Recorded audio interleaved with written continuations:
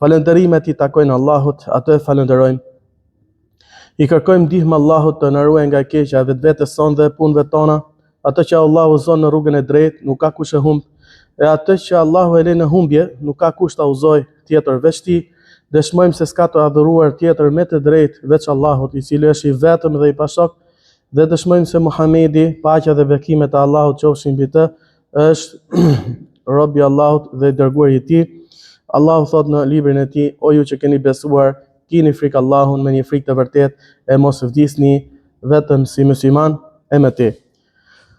Besimtar të nderuar, sot në këtë ditë të xuma do ndalemi me lejen e Allahut Azza wa Jall me një temë të rëndësishme që është preokupimi i madh, sidomos për prindërit, për baballarët dhe për nënat, dhe aq më tepër tani në këtë prag të vitit të ri shkollor, kjo çështje, kjo temë bëhet akoma më e rëndësishme. Dhe duke qenë se ka një lloj devijimi ndoshta dhe si pa e kuptuar në shumë prej nesh që të procesin shkollor e shohin vetëm në aspektin material, që fëmia, nxënësi të arrijë përvetsoj njohuri, të arrijë grada të larta shkollore, diploma të shumta, me qëllim që të ketë pastaj një profesion të mirë, ketë një punë të mirë, ketë të ardhura të mira. Por a është kjo parsore, besimtar? A duhet të jetë ky synimi numër 1 i prindërve, i babait dhe nënës? Kjo është një synim i mirë, i lejushëm, por më e rëndësishmja është kjo që do të dalemi sot me lejen e Allahut Azza wa Jall: tadhkir al-aba bi ahamiyati tarbiyati al-abna. Për kujtim për prindërit në lidhje me rëndësinë e edukimit të fëmijëve. Më para është edukimi. Më e rëndësishmja është edukimi, sepse edukimi i jep frytet e duhura. Edhe ne do të ndalemi në këtë hutbë me lejen e Allahut Azza wa Jall në 4 pika kryesore. E para, edukimi i fëmijëve s'ka dyshim që është përgjegjësi që në fillim të deri në fund e prindërve. Numër 1. E dyta, do ndalemi me vlerën që ka edukimi i fëmijëve. Dhe e treta, do ndalemi në lidhje me rrezikun që ka lënia pas dore e edukimit të fëmijëve. Dhe e katra, si ti edukojmë ne fëmijët tanë. Besimtar, nuk ka dyshim që një prej mirësive të mëdha që Zoti i Madh i ka dhënë robërve të Tij, edhe një prej bukurive më të larta dhe më të çmuara të kësaj jete, të jetës së kësaj bote, edhe një prej gjërave më me vlerë në botën tjetër, është fëmia. Prandaj dhe Allahu Azza wa Jall këtë mirësi ja ka dhënë më së pari njerëzve të Tij më të zgjedhur, të dërguarve të Tij, profetëve të Allahut Azza wa Jall. Ai thot në Kur'an: "Wa laqad arsalna rusulan min qablik wa ja'alna lahum azwajan wa dhurriyya." Ne para Tij kemi dërguar dhe profetë të tjerë. Atyre u kemi dhënë bashkëshorte dhe pasardhës, pra fëmijë. Gjithashtu thot Allahu Azza wa Jall në Kur'an: "Al-malu wal-banuna zinatul hayatid dunya." والباقيات الصالحات خير عند ربك ثوابا وخير املا. Thot pasuria dhe fëmijët janë bukuria e jetës së dynjas, e kësaj jete. Ndërsa ato punët e mira, s'ka dyshim që janë akoma më të vlefshme tek Zoti yt, se ato kanë shpërblim më të madh akoma. Pra, nëse njeriu arrin ta mësojë ose të jetë i ndërgjegjshëm për këtë mirësi, pra që Allahu Azza wa Jall i ka dhënë fëmijë, pra këtë mirësi kaq të madhe, atëherë duhet që këtë mirësi ta pasoj me falënderim, sepse gjithmonë mirësitë e Allahut Azza wa Jall duhet pasohen me falënderim. Prandaj Allahu Azza wa Jall na thot: "Wa idh ta'adhana rabbukum la in shakartum la azidannakum. Zoti juaj ka thënë, pra Zoti ynë ka thënë, nëse ju falenderoni, do t'u ashtoj. Pra ti jemi falenderus për fëmijët tanë që na i ka dhënë Allahu Azza wa Jall. Edhe si bëhet ky falenderim në mënyrën më të mirë, duke u përpjekur t'i edukosh ata sa më mirë. Kjo është falenderimi më i mirë që i bëjmë ne Allahut Azza wa Jall për këtë mirësi. E para, thamë që edukimi i fëmijëve është përgjegjësia e prindërve. Është përgjegjësia e prindërve, thamë që në fillim dhe në fund.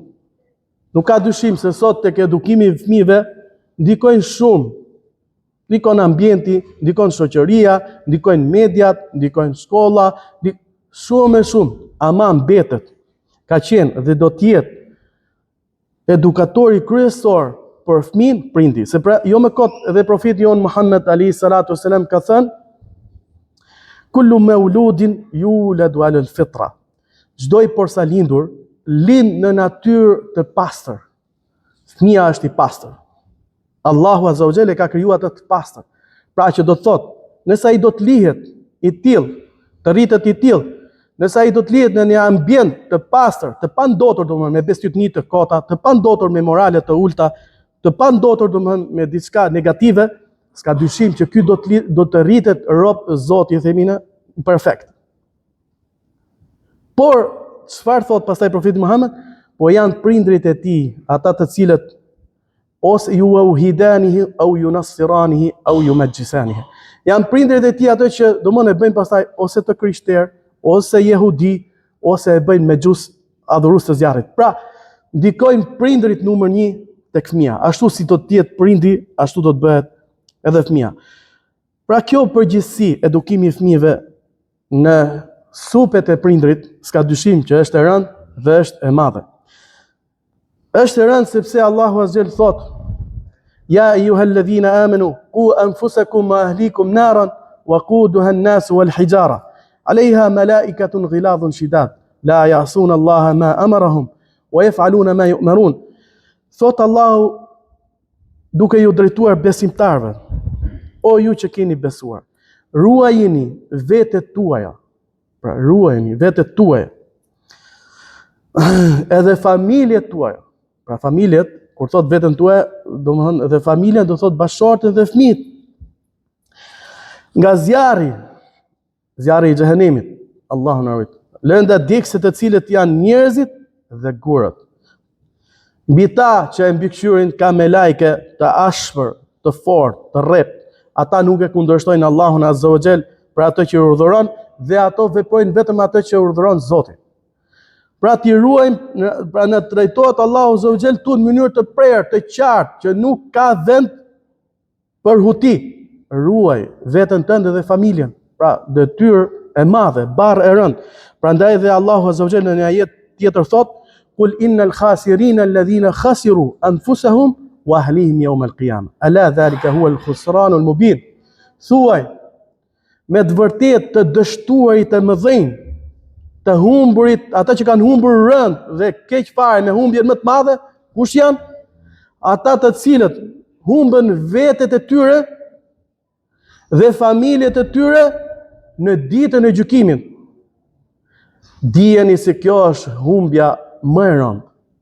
Pra që të humbësh ti, të përfundosh në xhehenem, botën tjetër, e të humbësh xhenetin.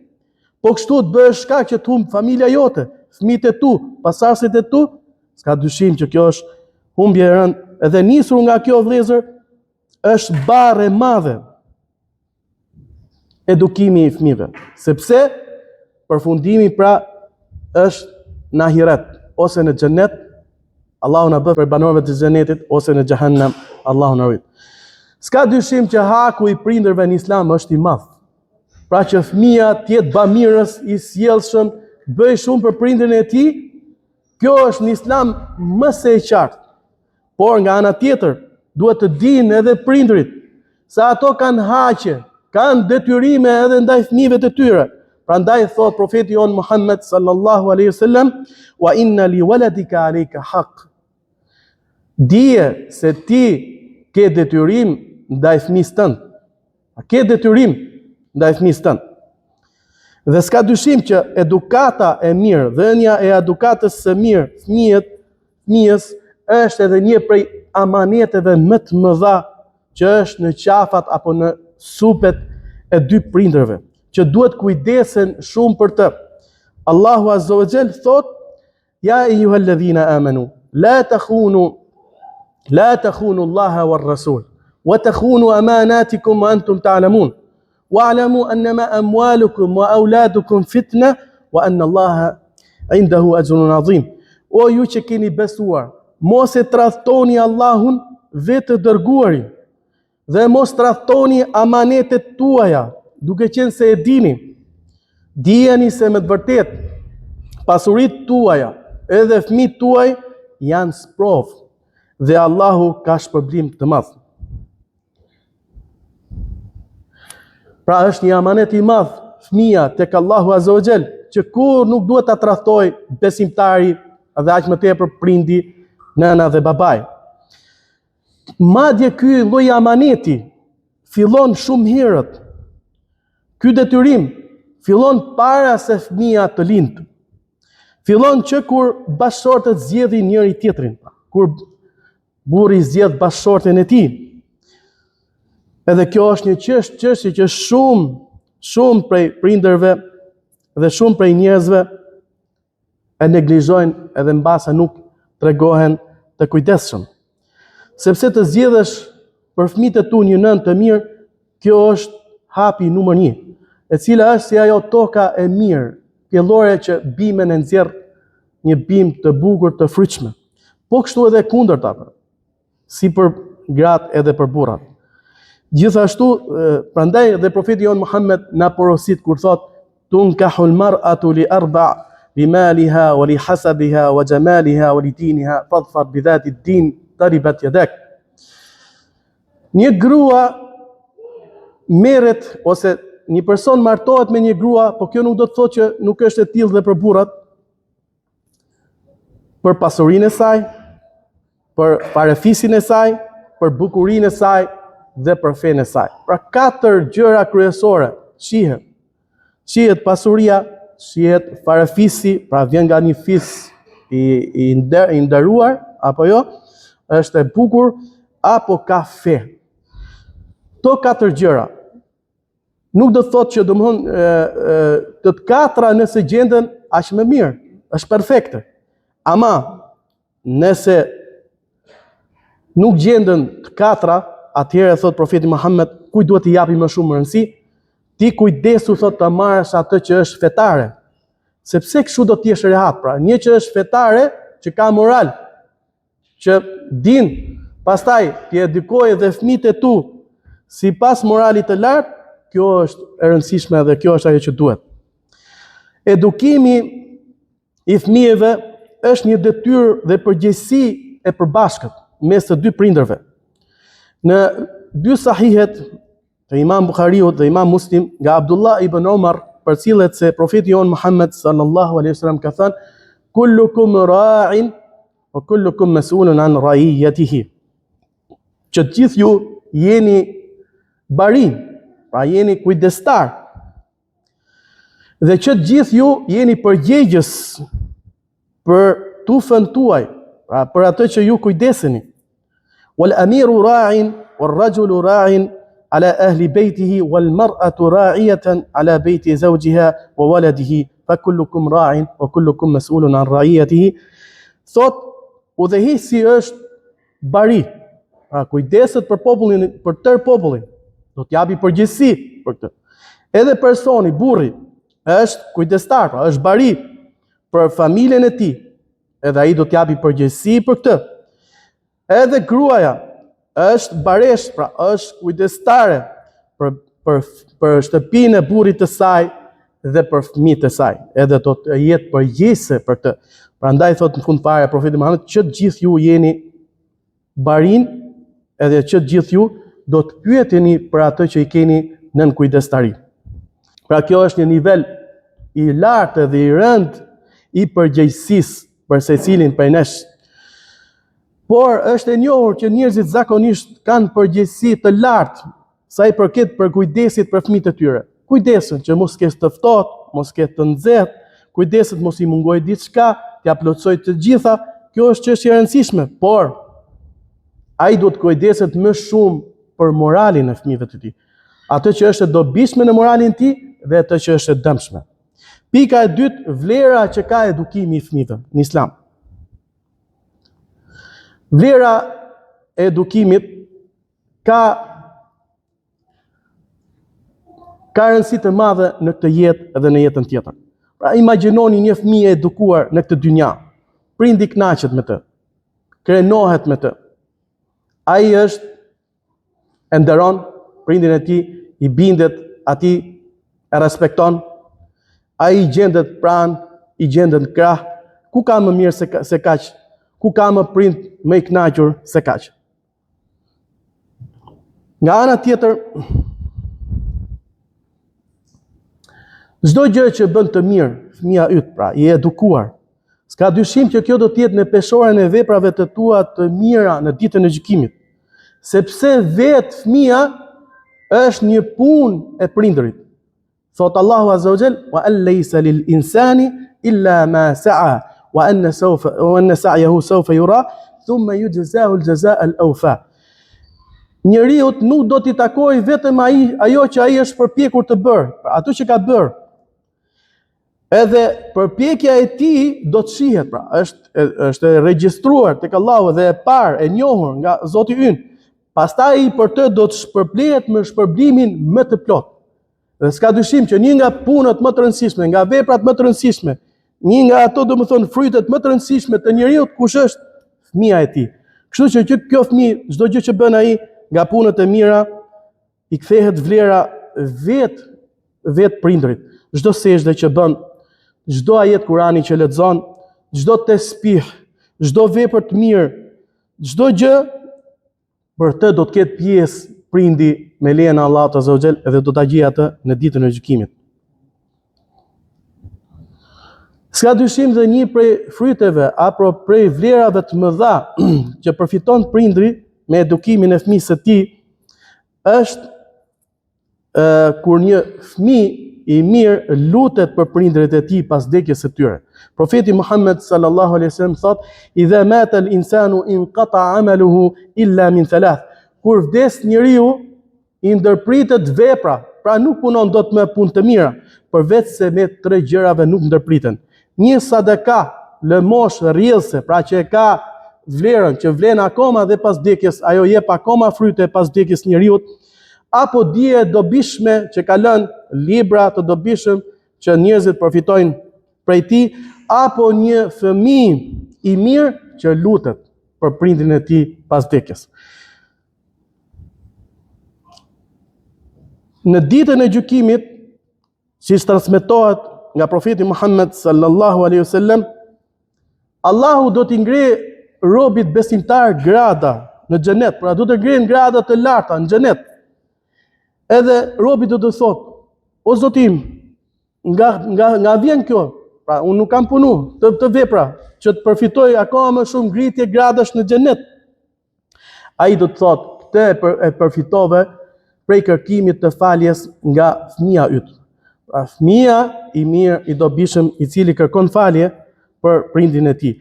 Gjithashtu nga Burayda al-Aslami radiyallahu anhu qala Rasulullah sallallahu alaihi wasallam: "Man qara'a al-Qur'ana wa ta'allamahu wa 'amila bihi ulbisa yawm al-qiyamati tajan min nur." Kush e lexon Kur'anin dhe mëson atë dhe vepron sipas tij, atij në ditën e Kiametit do t'i vendoset një kuror prej drita e së cilës duket si drita e diellit. Edhe prindërve të tij u vishën një palë rroba aq të bukura sa janë më të bukura se gjithë bota e çka në të. Ata do të thonë prindrit: "Pse po na jepet kjo veshja kaq e bukur pra? Në sa të çfarë vepre po na jepet kjo veshje kaq e bukur?" Atëherë do t'i thonë, pra me lajket Allahut tyre dy prindërve: "Këtë e përfitove për shkak se fëmia yt ishte e angazhuar me Kur'anin." Pra fëmia lexonte Kur'an, sonte Kur'an dhe punonte sipas Kur'anit. Së treti, rreziku i lënies pas dore të edukimit të fëmijëve. Lënia pas dore e edukimit të fëmijëve është fatkeqësi e madhe. Dhe është e dukshme vëllezër në shumë prej nesh, sidomos në ditët tona. Shumë nga prindërit janë të zënë, nga mëngjesi darkë me punët e dynjas. Burri jashtë ndoshta edhe gruaja që rrin në shtëpi, edhe ajo fatkeqësisht angazhohet me ato punë ngaherë që janë të kota nëpër shtëpi.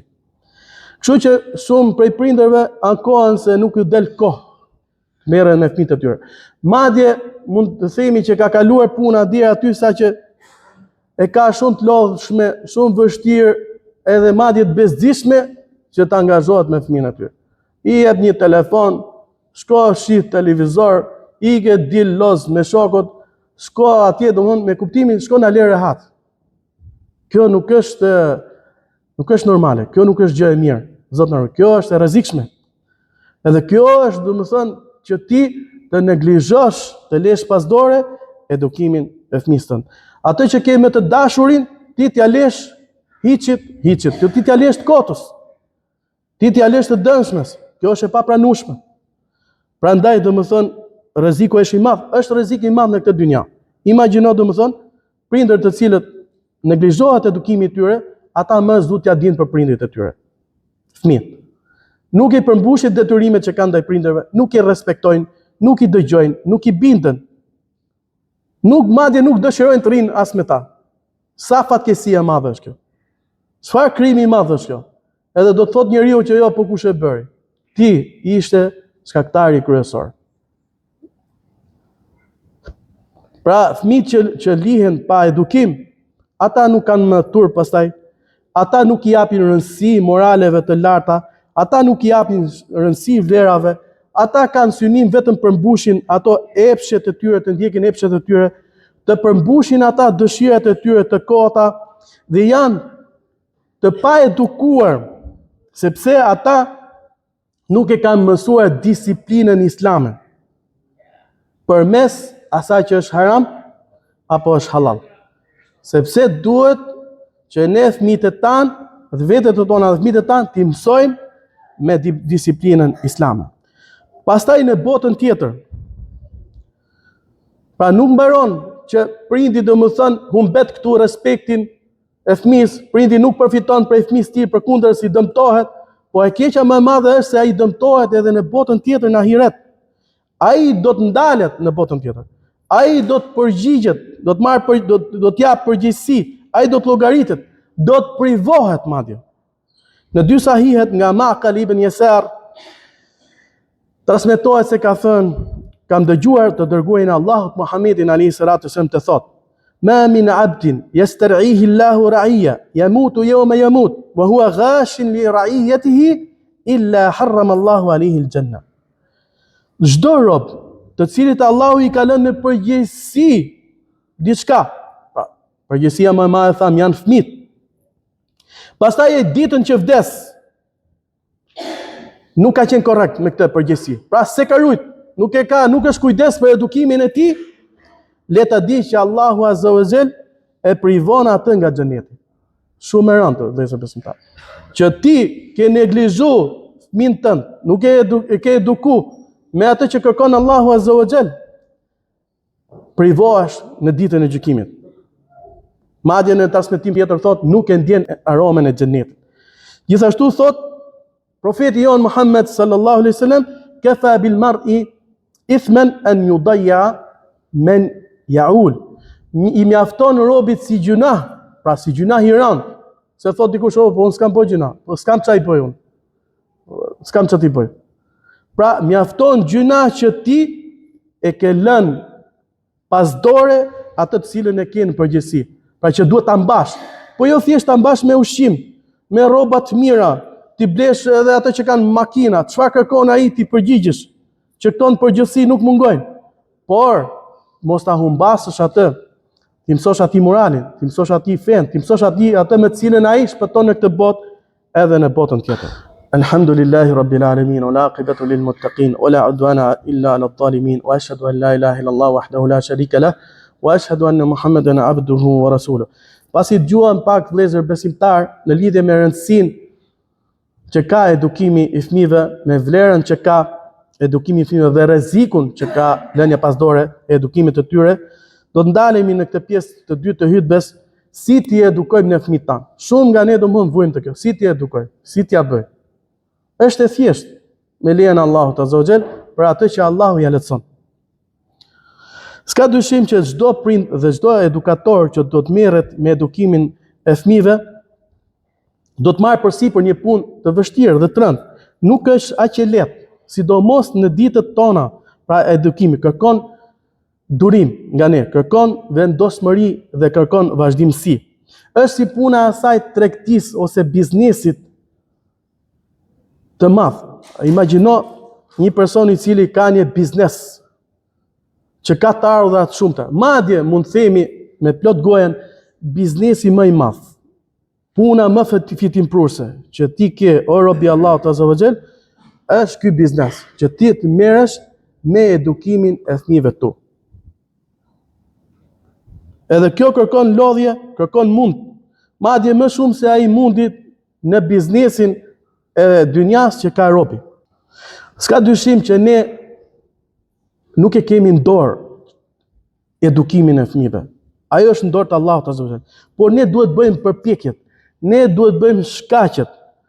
Edhe duhet ta dimë se çdo lodhje, çdo përpjekje, çdo mund që ne bëjmë, padyshim që Allahu Azza wa Jall do ta shpërblej prindin për këtë. Prandaj dhe disa nga të parët tanë musliman kanë thënë, ka shumë gjunahe, pra shumë vepra të këqija që ne kemi, të cilat i asgjësojnë ata vetëm stresi që kemi me fëmijët. Pra, kjo që ka prindi, do mundin që ka me fëmijët, mundimin që ka me fëmijët, si ta edukoj, si ta ngrej lart, si ta çoj te e mira, si ta largoj nga e keqja, si ta mundsoj që ta bëj këtë, a mos ta bëj atë. Gjithë pra ky stres që ka prindri, me lejen e Allahut Azza wa Jall, vetëm kjo është falje gjunahesh tek Zoti ynë. Por këtu pastaj do të ndalemi disa nga bazat ose principet ose gjërat e rëndësishme që duhet kemi parasysh ne që t'i edukojmë fëmijët tanë në mënyrën më të mirë. E para, t'i edukojmë ata me besimin e saktë, me besimin e saktë islam. Kjo është hapi numër 1. Nëse duam që fëmijët tanë t'jenë në nivelin e duhur moral të edukimit, ai do të ketë në radh parë besimin e pastër, besimin e saktë. Prandaj na mëson Allahu Azza wa Jall në Kur'an ku tregon për Luqmanin, i cili është një nga edukatorët më të mëdhenj që njeh historia dhe e ka përmendur Allahu në Kur'an, kur ai thot djalit të tij ndërkohë që ai e edukonte apo i këshillonte. Thot Allahu Azza wa Jall: "Wa idh qala Luqmanu li ibnihi wa huwa ya'idhuhu ya bunay la tushrik billah inna ash-shirka la dhulmun 'azim. Wa wassayna al-insana biwalidayhi hamalathu ummuhu wahnan 'ala wahn wa fisaluhu fi 'amayn an ishkur li wa liwalidayk ilayya al-masir." Kujto kur Luqmani i tha birit të tij duke e këshilluar: "O biri im, mos i shoqëro askënd Allahut në adhurim." Pra, mos adhuro askënd tjetër me Allahun. Adhuro vetëm Allahun një të vetëm. Largohu shirkut. Pra, ky është besimi më i gabuar, që duhet pastruar dhe duhet jetë i pastër. Nëse robi adhuron me Allahun zotat të tjerë, lidhet me zotat të rrem, kjo është gabimi më i madh, prandaj e kritikon dhe thot lidhu vetëm me Allahun, adhuro vetëm Allahun. Zoti është një i vetëm dhe vetëm atij duhet i drejtohemi me adhurim. Sepse shirku, idhujtaria është padrejtësia më e madhe. Pastaj thot ne porositëm njeriu që me dy prindrit e tij të jetë i mirë pra. Sepse nëna e tij e mbarti atë lodhje pas lodhje, mundim pas mundimi. Pastaj e ushqeu atë për gjatë 2 viteve. Kështu që të jesh mirënjohës ndaj meje dhe mirënjohës ndaj dy prindërve të tu, sepse tek Allahu do të jetë përfundimi. Profeti jon Muhammed sallallahu alaihi wasallam kujdesej që këtë akiden, besimin e pastër, t'ja përçonte e fëmijëve të vegjël. Në një rast, Abdullah ibn Abbasi, një djalosh i vogël, pra djali i xhaxhait të tij, e kishte marrë profeti Muhammed sallallahu alaihi wasallam në kafshën e tij, i përpas dhe i thot: "Ya ghulam inni uallimuka kalimat." O djalosh, unë do të mësoj ty disa fjalë. ruaje Allahun, do të ruaj Allahu ty. Pra, ruaj Allahun, pra, atë që thot Allahu, kujdesu ta zbatosh. Atë që urdhëron Allahu ti bindesh, sepse kështu do të ruaj Allahu ty. Pra, besimi i saktë, besimi i pastër. Pastaj thot, ruaj Allahun se do ta gjesh në anën tënde. Pra, po që ti do të ruash Allahun, që të bësh atë që thot Allahu, Allahun gjithmonë do ta kesh në anën tënde. Nëse kërkon diçka, kërkoje Allahut, pra, mos i kërko askujt tjetër veç Allahut azza wa jall. Dhe nëse kërkon ndihmë, kërkoje Allahut, nuk ka zota tjerë veç Allahut azza wa jall. Ai është i vetëm. Edhe dije se sikur i gjithë njerëzimi të grumbullohet që të bëjë dobi diçka, nuk do të bëjnë dobi vetëm atë që ka shkruajt Allahu për ty. Nëse ato grumbullohen që të gjithë që të bëjnë dëm ty diçka, nuk do të bëjnë dëm vetëm ai sa e ka caktuar Allahu, për këtë janë ngritur lapsat edhe janë tharë fletat. Pra është e shkruar, si themi ne, e zeza mbi të bardhë dhe ka përfunduar. Kjo është e para, pra ti mësojmë atë që është besimi i pastër, besimi në Islam. Ti mësojmë ato besime që na përçon Allahu në librin e tij, atë që na ka mësuar profeti jon Muhammed sallallahu alaihi wasallam. E dyta, të mundohemi që ato të jenë praktikantë sa më të mirë dhe të jenë adhurues, pra të mësojmë atyre adhurimet. Kjo është një nga mjetet më të mira, pra t'ja bëjmë normale adhurimin, që të vegjël, mundësisht që të vegjël. Prandaj thot profeti jon Muhammed sallallahu alaihi wasallam, urdhëroni fëmijët juaj që të falin namaz kur ata janë 7 vjeç. Edhe madje nëse shkojnë 10 vjeç në fal, edhe mund t'i godisni pak, pra kur shkojnë 10 vjeç edhe ata nuk falen. Pra që tregon që në veçli duhet kujdesim. Kujdesu që në veçli që ti mësosh fëmijës tënd përmendjen e Allahut azza wa jall. Tien fjalët e para që ti mësosh fëmijës tënd, la ilaha illallah Muhammed rasulullah. Tien fjalët e para ti mësosh dhikrat, përmendjen e Allahut azza wa jall. Ti mësosh domethënë çdo gjë të mirë nga adhurimet. Dhe e treta, ta edukosh fëmin tënd me model. Pra me shembull. Ti je ti shembulli i fëmis, sepse ai tek ty sheh. Ai shembullin tënd merr. Prandaj një edukator i suksesshëm, qoftë ai baba, qoftë nën apo mësues, duhet të jetë shembulli i mirë në veten e tij. Pra, si shpresohet që ti bindesh dikujt kur ai të urdhëron një të mirë, ndërkohë që ai domethënë kundërshton urdhrin e tij me veprën e tij. Allahu azza wa jall për këtë thot: "Ya ayyuhalladhina amanu lima taquluna ma la taf'alun kabura maqtan 'inda Allah an taqulu ma la taf'alun." O ju që keni besuar, përse thoni atë që se veproni? Gjëja më e urryer tek Zoti, tek Allahu është thoni atë që se veproni. Pra, fëmijët janë të lidhur, pra e bëjnë lidhje mes udhëzimeve të prindrit edhe sjelljeve të tij. Nëse ata për shembull shikojnë që ai mallkon, ai domon gënjen ndaj të tjerëve, a do ta pranojnë ata nëse ai ndalon nga diçka e tillë? Nuk e pranojnë. Sepse ai me veprën e tij e thyen atë orientimet apo drejtimin. Nëse ata shohin dembel në adhurime, në namaz apo tjera, ato të pranojnë ata nga ky prindër që ai kur i thot ço falu ti ose fal namazin, ai sheh që prindri është dembel, nuk mund ta pranojnë. Nëse ato do ta shohin prindërin e tij, për shembull nëse pijen duhan apo ka vese. Nëse ky do të ndalojë fëmijën e tij nga veset, nuk përgjigjet. Se ai shet kundërtën tek prindi i tij. Prandaj thot Ibn al-Qayyim, Allahu më shrof, një nga dietarët e Islamit, thot e kam parë se dëmi më i madh i fëmijëve dhe shumica e tij i vjen nga prindërit.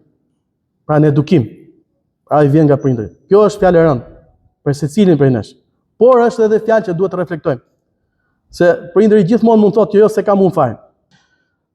Pra sepse fëmia sheh pra tek prindëri. Kështu që prandaj ka thënë dhe një nga urtësitë që ka ligjëruar Allahu azza wa jall, faljen e namazeve nafile në shtëpi, kjo është që fëmia të shohë ty, që ti po fal namaz edhe në shtëpi.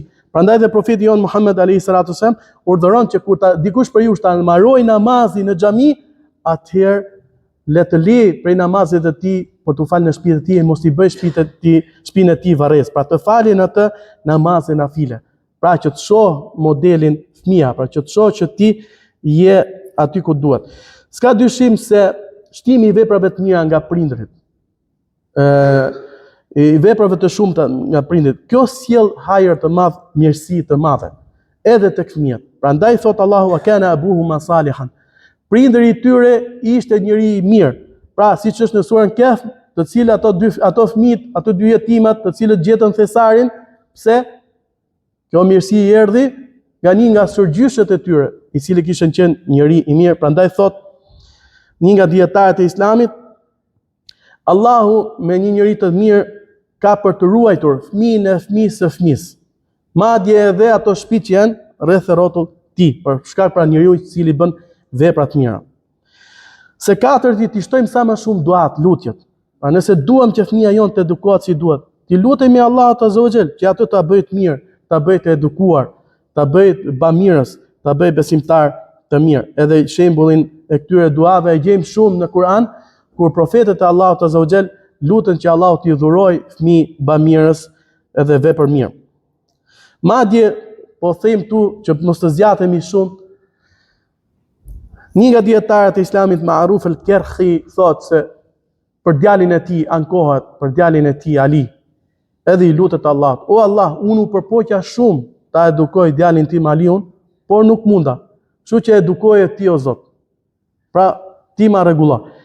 Ai ishte dietar i madh, nuk mund të themi që ai neglizhoi, po nganjëherë edhe profetët janë përpjekur, por fëmijët e tyre, se nuk është e thënë gjithmonë që nëse del fëmia i keq e ka fajin prindërit. Prindi ja ka kryer detyrën, por fëmia është ai që ka zgjedh, sidomos kur ai rritet. Pra kur është moshën e pjekurisë 14-15 e më lart, atëherë nuk ka më përgjegjësi prindi, sepse ai është i vetëdijshëm. Edhe duhet ta zgjedh vetë rrugën e tij. Edhe thuhet që ky djalë pastaj Ali u bë njëri i devotshëm, dietar dhe vepër mirë. Së pesti, për ta mbyllur, një nga mjetet më të rëndësishme për të arritur edukatën e fëmijës është të zgjedh prindi për të shoqëri të mirë, të zgjedh vend të mirë. Nuk ka vend më të mirë për ta përmbyllur se sa xhamia. Ta lidh fëmijën e tij me xhamin, ta lidh fëmijën e tij me Kur'anin, me librin e Allahut Azza wa Jall, që të jetë sa më i lidhur me librin e Allahut, të mësoj sa më shumë nga porositë e Allahut Azza wa Jall në librin e tij. Kjo s'ka dyshim që është një nga mjetet më të mira për të, thot Allahu Azza wa Jall. Pra nëse dëshiron me të vërtetë ta bëj fëmijën e tij burr me plot kuptimin e kësaj fjale, për të thot Allahu: "Fi buyutin adhina Allahu an turfa wa yudhkara fiha ismuhu yusabbihu lahu fiha bil ghuduwi wal asal rijal." Në shtëpi, pra që janë xhamit, të cilat ka dhënë leje Allahu që të ngritet zëri dhe të përmendet emri i tij, ku aty e madhërojnë Allahun Azza wa Jall në mëngjes dhe mbrëmje, burra.